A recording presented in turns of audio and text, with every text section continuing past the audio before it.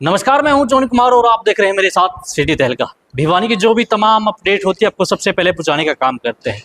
आपको पता है कि भिवानी के अंदर अग्रसेन भवन बन रहा है, तो उस अग्रसेन भवन में आखिर कितना काम हो चुका है और कब तक इस काम को अंजाम दिया जाएगा, कब तक आखिर ये काम पूरा हो जाएगा, तो इसमें क्या क्या सुविधाएं हैं, सभी सुविधाओं पर बातचीत करेंगे। फिलहाल हमारे साथ प्रधान जी जुड़ चुके हैं, उनसे बात करते हैं आखिर कब तक जो इसका निर्माण है, कब शुरू हुआ था और कब इसका निर्माण है आखिर खत्म हो जाएगा। और कल मुख्य अतिथि के तौर पर कल यहाँ पर माननीय श्री विपुल गोयल जी यहाँ पर पहुंचे थे, तो उन्होंने भी आश्वासन दिया कि जल्द से जल्द इसका काम पूरा कराने का वो काम करेंगे। तो सर, सबसे पहले हमारे चैनल पर आपका स्वागत है। स्वागत है आपका भी। तो क्या कहना चाहेंगे सर, जिस प्रकार से देखिए ये भवन बनकर तैयार हो रहा है, लगातार काफी जो लोग हैं इसके अंदर जुड़े हुए हैं, तो कब से बनकर तैयार हुआ था और कब इसका उद्घाटन किया गया? ये 27 जनवरी 2019 को भवन की नींव रखी गई थी और इसमें 6000 अग्रवालों ने नींव रखी थी अपने हाथ से जी।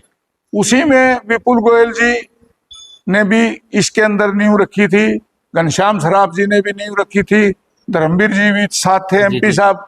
इस सब आदमियों के सहयोग से इस भवन को बनाने में सारा अग्रवाल समाज लगा हुआ है और काफी इसके अंदर मेहनत सारे अग्रवाल समाज की है। मैं तो एक वर्कर के तौर पर सारे भिवानी के लोगों से हाथ जोड़ के प्रार्थना करता रहता हूँ और इसके बारे में बताता रहता हूँ। जो सारी बातें हो रही हैं वो छोटी काशी के अग्रवाल और छोटी काशी से बाहर रह रहे हमारे अग्रबंधु भाई सब मिलकर इस भवन को बना रहे हैं। यह भवन बनाने का बीड़ा इसलिए बड़ा उठा क्योंकि लोगों ने कहा कि अग्रवा धाम की तर्ज पर अब भिवानी छोटी काशी का ही जाती है, तो इस छोटी काशी में भी एक धाम जैसा कोई भवन बनना चाहिए। तो उस बात को लेकर हमने सोचा कि ये धाम जैसा भवन बने तो कैसा बने, तो हमने इसके ऊपर काम किया। आर्किटेक्ट दिल्ली से बुलाए, गुड़गांव से बुलाए और सबसे मिलकर वो भिवानी के लोगों से का साथ लिया, आर्किटेक्टों का, और सबका साथ लेने के बाद उन्होंने हमारे को राय देकर इसका नक्शा बनवाया और नक्शा बनवाने के बाद लोगों ने दिल खोल कर दान दिया और आज जो बिल्डिंग मंदिर है, ये भवन है, जो खड़ा हो रहा है आपको दिख रहा है, यह सारा श्रेय भिवानी के लोगों का और भिवानी से बाहर रह रहे हमारे अग्रबंधु भाइयों का सहयोग पूरा है। और ये भवन 36 बिरादरी के काम आएगा। इसके अंदर किसी का फंक्शन होगा, किसी को इनकार नहीं किया जाएगा। फर्स्ट आओ फर्स्ट पाओ की नीति पर यह कार्य रहेगा। इस भवन के अंदर कई प्रकार की सुविधाएं हैं जिनके अंदर मतलब बड़े हॉल, तो दो शादियां तो इस भवन के अंदर ही हो सकती। एक बार रोकना चाहूंगा, एक बार कैमरामैन को एक बार दिखा दीजिए। जिस प्रकार से देखिए वो हॉल सामने दिखाई दे रहे होंगे, काफी बड़े बड़े हॉल हैं। जो अगर इनकी बात करें तो इनकी हॉलों की जो संख्या की बात करें तो यहाँ पर 10,000 से लेकर 12-13 हज़ार तक यहाँ पर लोग इसमें अंदर जो शादी समारोह होते हैं उसके अंदर इंक्लूड हो सकते हैं। ऐसे 3 जो हॉल है वो बनाए गए हैं, जिसमें अगर संख्या की बात करें तो एक से 2 से 3 हज़ार के बीच में होगा और एक 2 से 5 हज़ार के बीच में, और सबसे बड़ा हॉल है जो नीचे और की ओर बनाया गया है, जिसमें की जो संख्या की बात करें तो 10,000 के करीब यहाँ पर लोगों की संख्या इसमें आ सकती है। तो प्रधान जी, और किस प्रकार की व्यवस्था है इसके अंदर की गई? इसके अंदर स्टिल पार्किंग है, गाड़ियां खड़े होने की कोई व्यवस्था ऐसी नहीं है कि गाड़ियों के लिए किसी को तंग पाना पड़े। यहाँ 500-600 गाड़ियां इस कंपाउंड में, इस भवन के कंपाउंड में आ सकती हैं। किसी प्रकार की असुविधा नहीं है। सारा सुविधाओं के ऊपर ही बनाया जा रहा है। तो प्रधान जी, बात कर लेते थे एक किस्म से कहें कि हम ये सिर्फ धर्म के लिए ही किया जा रहा है, धर्म के लिए सब लोग एक दूसरे के से आगे चढ़कर भाग ले रहे हैं, तो इसमें तमाम जो योगदान रहा है वो अग्रवाल समाज का रहा है, तो क्या कहना चाहिए?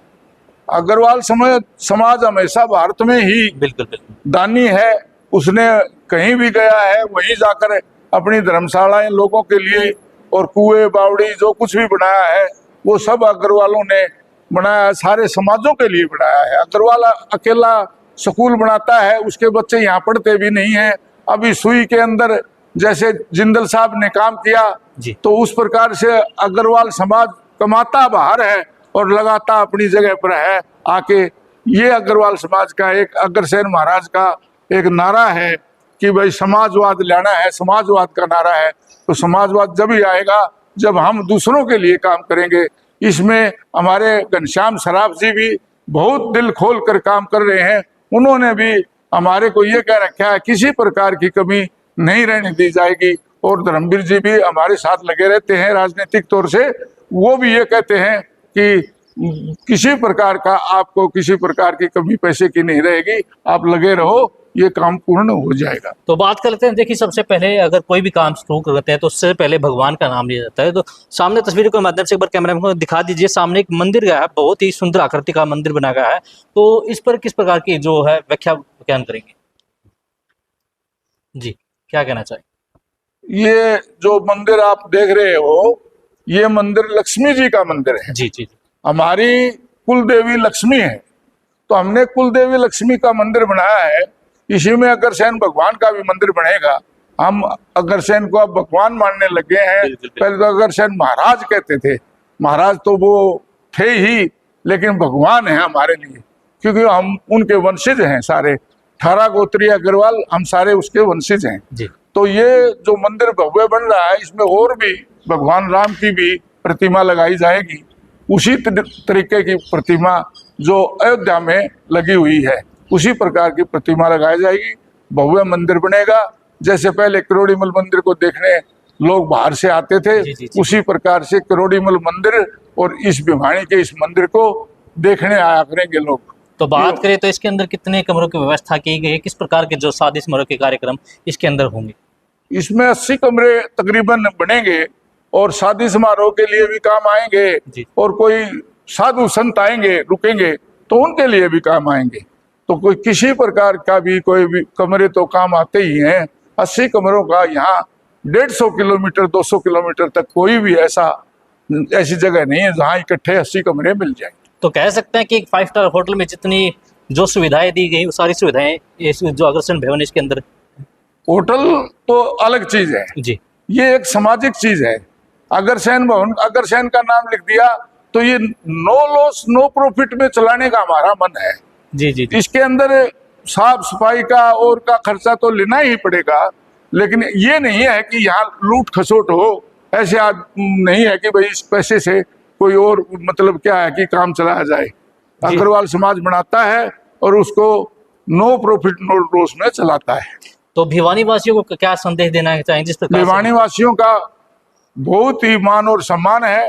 भिवानी वासी यहाँ आए, देखें और इस अग्रसेन भवन में अग्रवाल शामिल हों और भी जाति के लोग हैं।